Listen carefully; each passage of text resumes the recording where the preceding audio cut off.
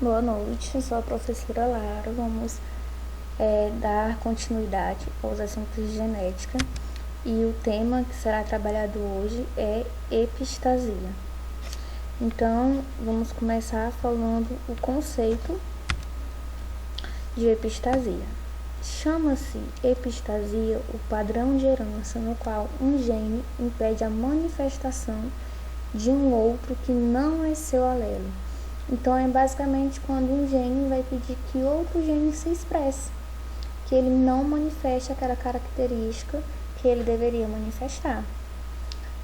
Uma outra coisa interessante para vocês saberem é que o gene inibidor é chamado epistático e o gene inibido é chamado de hipostático.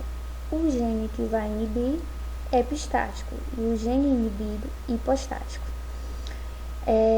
Existe também uma diferença. Existe a epistasia recessiva e a epistasia dominante, que será diferenciada ao longo da aula de hoje. A diferença entre dominância e epistasia é que essa última trata-se apenas de inibição entre genes alelo. O gene vai estar ali, mas ele vai ser inibido, ele vai ser impedido de ser expressado. Então, vamos começar falando sobre a epistasia dominante. A epistasia dominante é basicamente, não é nada além de que o gene dominante é o gene que vai impedir que a característica do outro gene seja expressada. Por exemplo, galinhas da raça Leghorn, acho que é assim que se pronuncia, possuem a plumagem colorida, condicionada pelo alelo dominante sesão. Então, as galinhas que possuem sesão devem ter a plumagem colorida.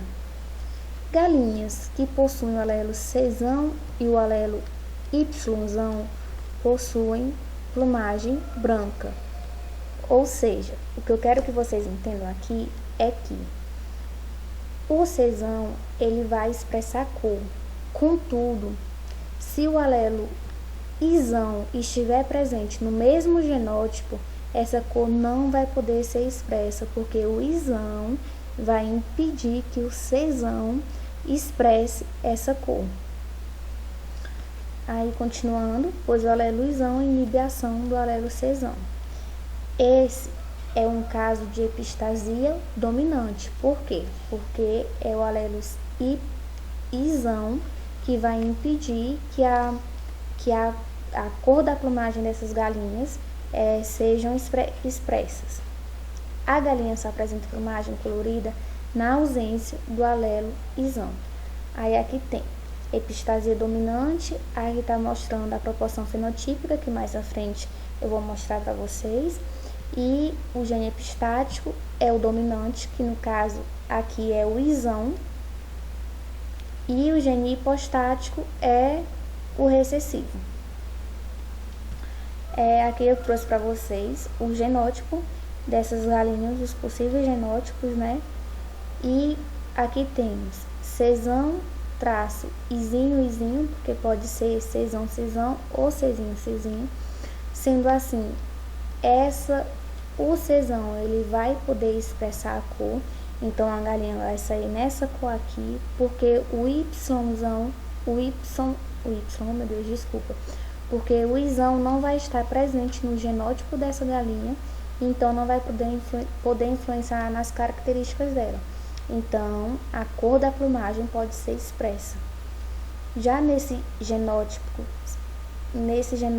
aqui, sesão, traço, isão, traço, cesinho, cesinho, isão, traço, e cesinho, cesinho, izinho, izinho, a plumagem vai ser branca. Por quê?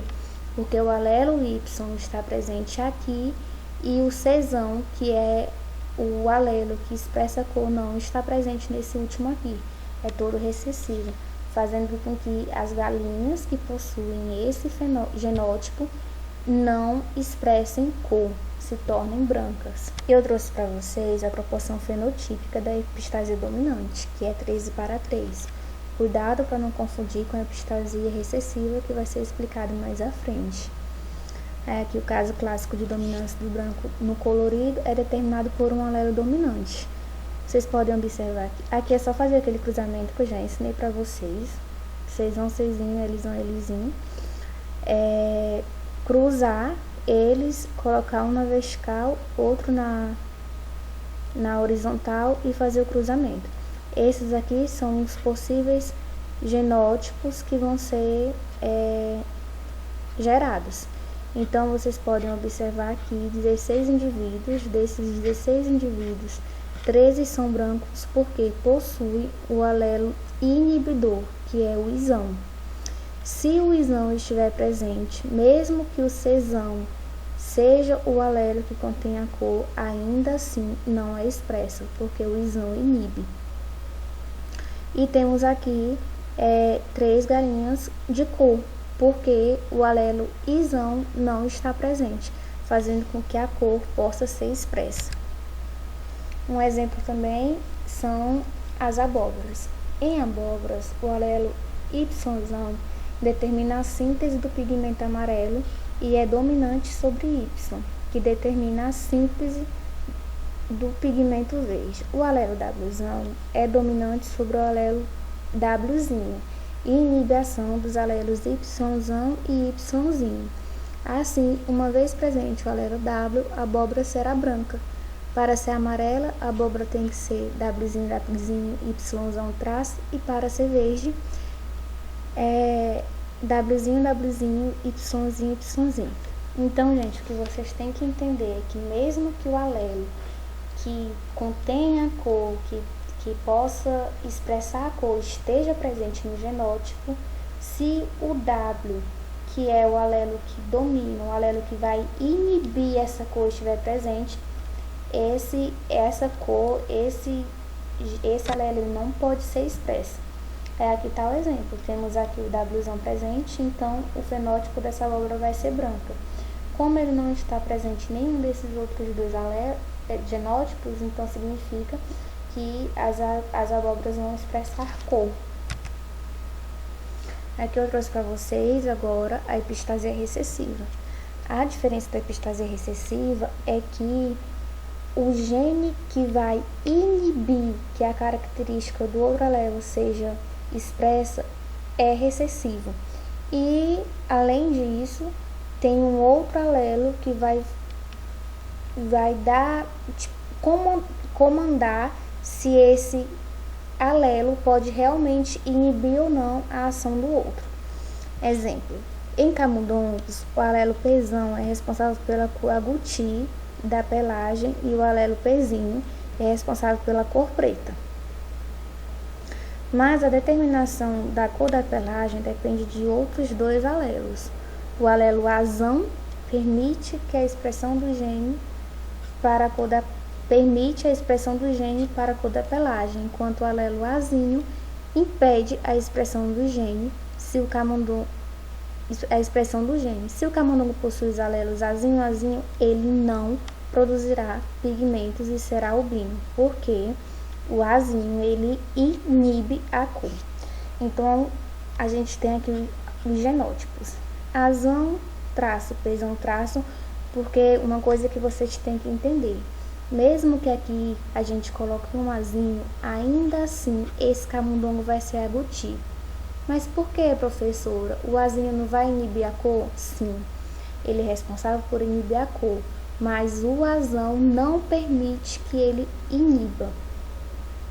O Azão não inibe. Então, mesmo que seja um Azinho aqui, o camundongo será agouti. Aqui é a mesma coisa, temos o Azão. O Azão é o alelo que não permite que seja inibido. Ele não inibe. Mesmo que a gente coloque um Azinho aqui, o camundongo será preto.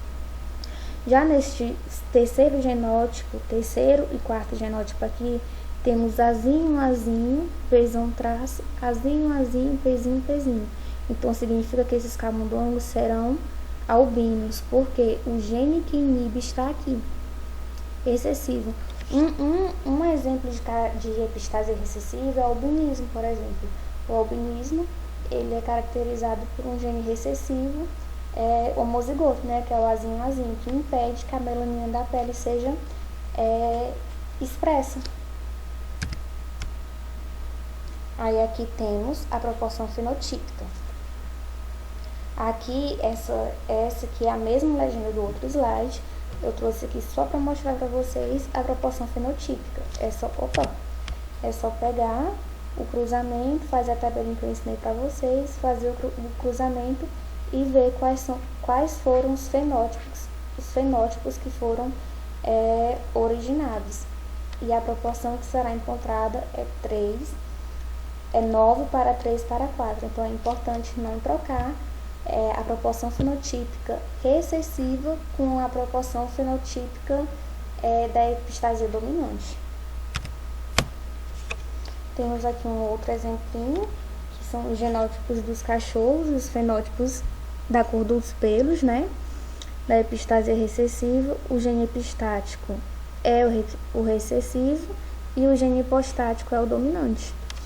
Então, o epistático é o que inibe. Sempre que tiver o gene